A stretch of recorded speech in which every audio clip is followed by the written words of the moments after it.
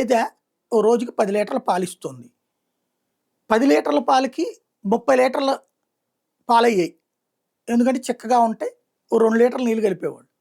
2 లీటర్లు అంటే తక్కువ కలిపినట్టు. 1 లీటర్ కలపాలంటే ఎక్కువ రేట్ అనేవాళ్ళు.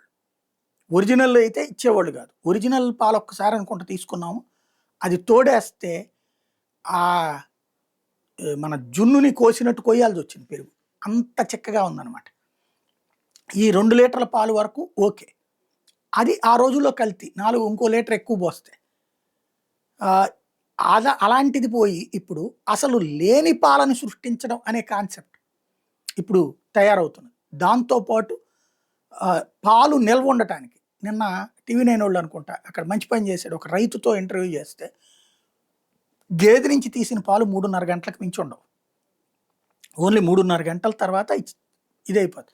3:30 గంటల తర్వాత కూడా పాలు ఎరగలేదంటే అవి కల్తీ పాలు, కృత్రిమ పాలని చెప్పుకొచ్చారు.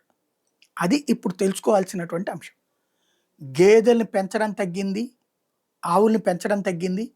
ఇప్పటికైనా సరే పాడి మీద దృష్టి సారించాల్సిన అవసరం ఉంది. పాల నుంచి నెయ్యి దాకా ప్రతిదానికి వస్తున్నది గేదెల దగ్గరికే, ఆవుల దగ్గరికే దృష్టి సారించాల్సిన సందర్భం.